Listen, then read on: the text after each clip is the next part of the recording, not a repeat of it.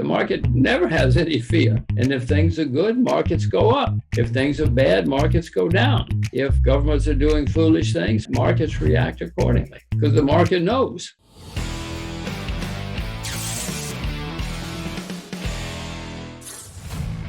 Please join us for our next live stream, Sunday, August 7th at 9 p.m. Eastern. We'll go over current events, past guests, and of course, gold and silver news.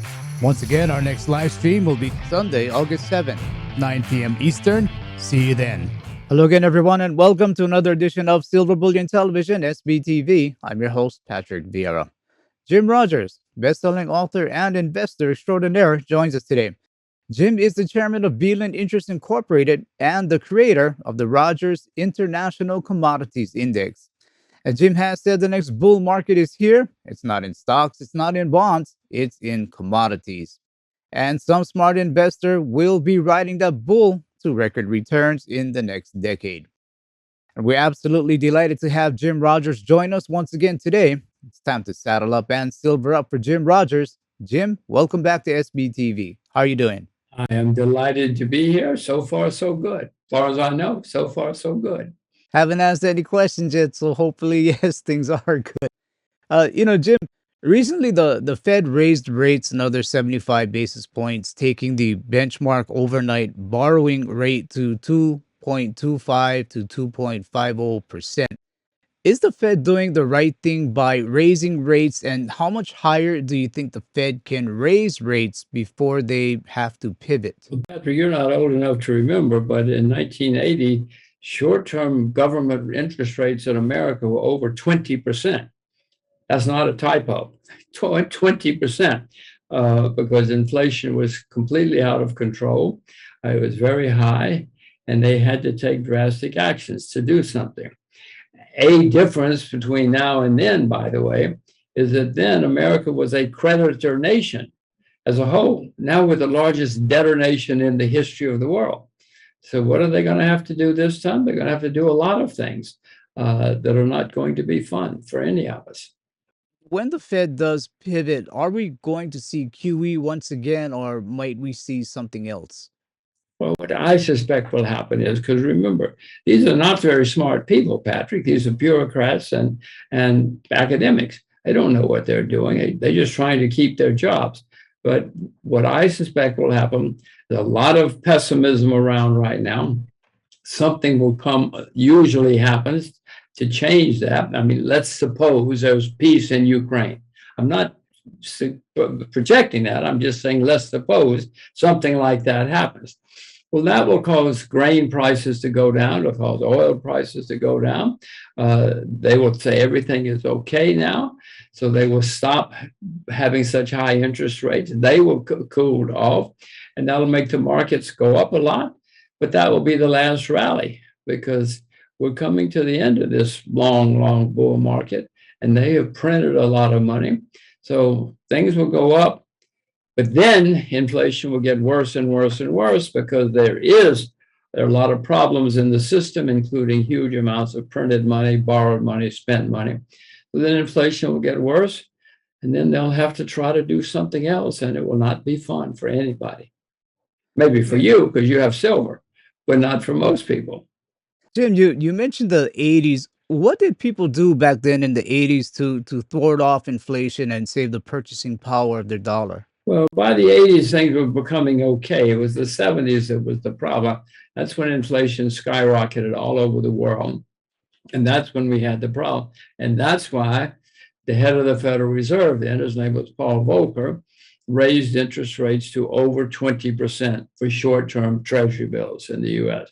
What people did to protect themselves was they bought silver, they bought gold, they bought when there's a lot of inflation, if you own the things that are going up in price, Patrick, you do well. You might even make money. So what people did in those days, they owned precious metals, they owned oil, they owned the raw materials that were going higher in price. Back in the 80s, that inflation, even the stagflation, and a lot of people think we're heading into this stagflation once again. Do you think these same things like commodities, including gold, do you think they will perform as well as they did back then? Yes, they will. There may be corrections first, but no. the things that go up in price, whether it's wheat or oil or copper, whatever it is, if you own those things, then you're okay. You make money. And again, if you own the things that go up in price, you're going to be okay. And you know those things. Silver's one of them. Jim, you kind of touched on the Ukraine war. With it, are we starting to see the shift of power from west to east? Oh, yes, for goodness sake. I said before, in the 70s, the US was a creditor nation still. There was no China in the 70s. But Mao Zedong was still alive. No, no, no, no. China's now the second largest economy in the world, et cetera. Japan, Korea, you know the names, you know what's happened in Asia, Singapore. No, it has been happening, it continues to happen, and it will continue. The largest debtor nations in the world are in Europe and the US. No, their big shifts have already taken place and more to come. We are seeing this influence shift, this power shift from west to east. Are we going to see less demand for Western currencies like the euro, like the US dollar? Well, the world's reserve currency, the world's medium of exchange is supposed to be neutral, Patrick, so that anybody in the world can use it for anything. I'm an American, so I don't like saying this, but now the US is changing that. And if they get angry at you, they won't let you use it, or they'll take it away from you. They put sanctions on you or something. So no, for political reasons, people are looking for something to compete with the dollar, but also for economic reasons. The US is now the largest debtor nation in world history. No currency has been on top for more than 100 years or so. The US has been there a long time. So no, I can see for political and economic reasons, the world is continuing to move away from the dollar. Patrick, I don't know what's going to be the replacement yet. And if you know, please do not say it. Send me a private email. I'm looking for what's going to replace the dollar or compete with the dollar. I don't know yet. All right, I'll send you a private email as soon as I find out. But Jim, something interesting you said is that a reserve currency or world's reserve currency should be neutral. And a lot of times we do hear that gold is indeed a neutral reserve asset. So do you think gold will have a role to play? The world has used gold. Actually, the world has used silver more than they've used gold, but they've used both. You may find this interesting. When America became a nation, the currency was based on silver back in those days. The act in that 1792 was basically a silver act. The US dollar was backed by and based on silver. Many countries throughout history have done that. Jesus Christ was sold for 30 pieces of silver. He wasn't sold for gold.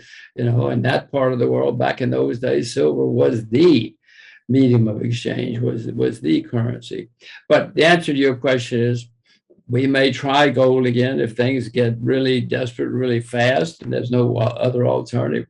But unfortunately, gold is too good because the politicians don't like that much discipline. Gold imposes serious, and silver impose serious discipline, and politicians don't like discipline. They like to be able to spend. They basically change the rules and they've always changed the rules. When you had the gold standard or the silver standard, if it got too hard on politicians, they just changed the rules. I want to get back to the bureaucrats, Powell and Yellen. They have said that they misunderstood inflation. They have said that it's transitory. They tell us a recession may be possible, but not likely. What are your thoughts when perhaps the top two people in power of the economy or the money supply say they misunderstood inflation? Well, they did. It's clear, but they didn't. They've never gotten it right.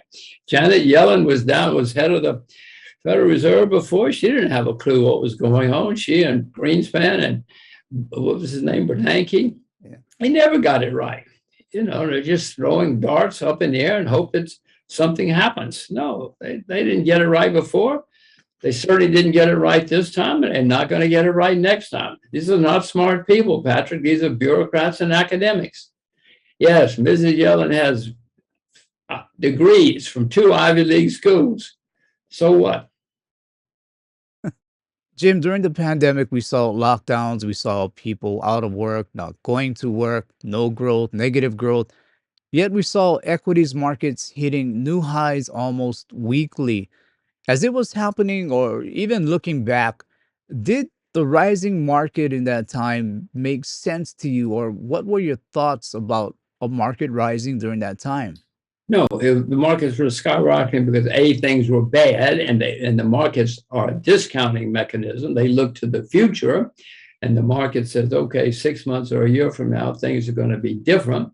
So the markets were looking ahead, and there were gigantic amounts of money printing going on. Patrick, if you give me $1 trillion, I'll show you a very good time. My goodness, we'll have a good time. You know, every central bank in the world was printing huge amounts of money. So, of course, and the money had to go somewhere. And the easiest and fastest way is for it to go into the investment world. Jim, at what point, because we hear so many things from the media, so many things from our government officials, at what point does the Fed or the government lose all credibility with the majority of the world and with the majority of even its own citizens? Well, that's the fear. That's the danger point. That's going to be a nightmare. Because at the moment, the central banks can more or less certainly have a strong influence on markets, including money markets. But if and when the markets say, wait a minute, we're not going to play this game anymore. We don't care what you say. We know you don't know what you're doing. And the markets take control of money and interest rates and everything else. That's when you have a really, really serious problem, because the market is smarter than all of us.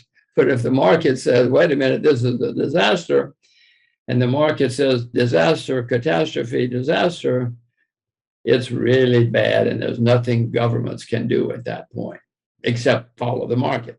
But the market's not going to be their friend, and the market's going to be the friend of reality.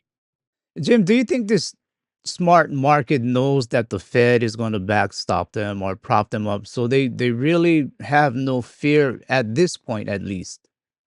No, the market rarely has any fear. The market can be influenced, but if you have all the central banks doing the same thing, it certainly influences the market.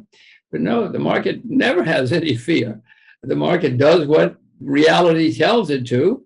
And if things are good, markets go up. If things are bad, markets go down. If governments are doing foolish things, markets react accordingly. As you know, Patrick, many countries throughout history, their financial system has collapsed. Their money has collapsed often throughout history. When things get really bad, it just totally collapses because the market knows. Have you seen this many countries in your lifetime, really get into trouble the way Sri Lanka has, the way Pakistan is heading, the way Turkey has? All of these countries seemingly all at about the same time. Have you ever seen this before? Certainly in the 30s, I wasn't there, but I read about it. Certainly in the 30s, it was even worse. Certainly in the 70s, there were countries that were getting in serious trouble. Not long ago, we had what was it called? The Arab Spring, when countries were getting out of control in the Middle East. Maybe not, well, yeah, we've had several countries at the same time before. But I mean, the countries you mentioned are all small and small players in the world economy. You have to worry when it's somebody like Italy, not suggesting Italy's going to have problems, but when you have bigger countries, that's when you really have to worry. If you're enjoying this interview with Jim Rogers and I, please consider subscribing to our YouTube channel. Let the algos know that you want more content like this. And if you want to learn more about systemic wealth protection, please do visit us at www.silverbullion.com.sg. Seems like a lot of these countries, the problem stems from their economics or even inflation. And with the Fed having trouble controlling inflation, can they or will they take us to perhaps a double-digit interest rate the way Paul Volcker did? Well, somebody's going to have to, because inflation is going to get worse and worse and worse. Either the central banks are going to have to go to double-digit interest rates, or the market is going to take it, because the inflation and the money printing and the debt, we have never seen it in world history like this. So somebody's going to have to do something drastic, whether it's the market or you or central bank, somebody. And back in that time, we touched on the inflation slash stagflation, and today we're hearing that word more frequently. That word being stagflation. Can you, again, revisit the 70s and 80s where we experienced the stagflation, and can you share your thoughts about that period? They're going to come again because it's even more printing money, man, more debt now than ever before, more government spending now than even then. And as I said, one difference is America was a creditor nation back in those days. Now it's the largest debtor nation in the history of the world. No, things got very, very serious. Equity markets, stock markets were a terrible place to be for a decade or so. Bonds were terrible. Everything was a terrible place to be, except gold and silver and real asset, oil, real things were a great place to be. That's what happened. It's happened before in history. It will happen again, despite what the central bank in America tells you. Yeah, so that would take us back to commodities. Do you think this war in Ukraine, and the strength of commodities, the possession, the resources that countries like Russia and even China have, do you think that commodities are showing the strength that they have over a fiat currency? Well, yes, because I mean it's simple, simple economics. If there's too much of something, the price goes down. And never in world history have governments printed as much money as they've been printing in recent years. So all of this gigantic amounts of paper money is going to continue to have effect, and the value of paper money is going to continue to go down. Okay, and Jim, with this stagflation, do you think there are going to be certain countries that are going to fare better than other countries? Well, there always are. For instance, if you have a lot of oil and the price of oil goes through the roof, you're better off than the people who don't have oil. If you have a lot of wheat and nobody else has wheat, you're better off if the price of wheat is going through the roof. Even if you do have a badly managed economy, because you have something that can save you or help you get through the hard times. But everybody who does, every country which has huge, huge, huge debt and massive money printing is going to have a bad time, even if they have real assets. The ones with real assets will do less badly, but they'll all do badly. And I've heard you make some comments regarding stocks, bonds, currencies. You're seeing some pretty rough times ahead for them. Oh, yes, we haven't had a serious bear market in the US, for instance, for 13 years. That's the longest in American history. Now, maybe it'll go for 30 years. I don't know, but it's already the longest in American history. So, no, we're certainly going to have bad economic times again. In 2008 and 9, we had a big, big economic problem because of too much debt. Patrick, since then, the debt has skyrocketed. Look out the window. The debt has skyrocketed everywhere in the world. So the next economic problem is going to be the worst in my lifetime because there's staggering amounts of debt, like has never happened in world history. Yeah, back in 2008, since you touched on that, the great financial crisis, in it, we saw the real estate market tumble, and we saw a snowball effect going over into the financial markets. And today we have even higher debt, as you mentioned. We have astronomical home prices coupled with everyday inflation, supply chain bottlenecks, a labor market that looks to go soft. Are you seeing warning signs in the real estate markets? Well, in some places, I mean, in Korea, they had a bubble. New Zealand, they had a bubble in property. That was partly because interest rates were so low. Interest rates were nothing around the world. But as interest rates have started going up, some of those bubbles have started to slow down a bit. And when interest rates get high again, it's going to destroy the property markets. It always has, and if you have, well, even if you don't have debt, if your neighbors have debt, it's going to hurt their property market too. Jim, in prior interviews, you have said we don't have enough farmers. Let's say prior to the pandemic, up until here and now today, has the situation with not having enough farmers gotten better or perhaps worse? It's gotten worse. I mean, more people in America study public relations than study agriculture. No, the average age of farmers in Japan is 66. In America, it's 58. I mean, I can go on and on. More people in the UK commit suicide in agriculture than any other field. So no, we don't have enough farmers. You probably went to school. Any of your friends become farmers? No, No. nobody. Very few people become farmers yet. Of course, farmers produce real things, the real things being commodities, food commodities. Within commodities, which are you looking at most favorably now? Probably agriculture, just because it's been such a disaster. But I mean, I own gold and silver. I'm going to buy more of both sometime. I don't know when. It's been going down, correcting. If they correct enough, I'll buy more of both. It just depends on how the world develops. Energy. If energy comes down enough, I'll certainly buy more energy. The market will tell me what to buy, Patrick. Years ago, you also said you were looking at buying the ruble. Now, I know you didn't know that this war was going to happen, but what made you say get the ruble? Was it the strength you saw in Russia? Perhaps was it a weakness you saw in the U.S.? Well, for what it's worth, I think the ruble has been the strongest currency in the world this year in 2022, if not the strongest, one of the strongest. No, Russia has and had in those days, as if they had huge natural resources, and the people in the Kremlin were changing their attitude. You know, Khrushchev was dead, Stalin was dead, Lenin was dead.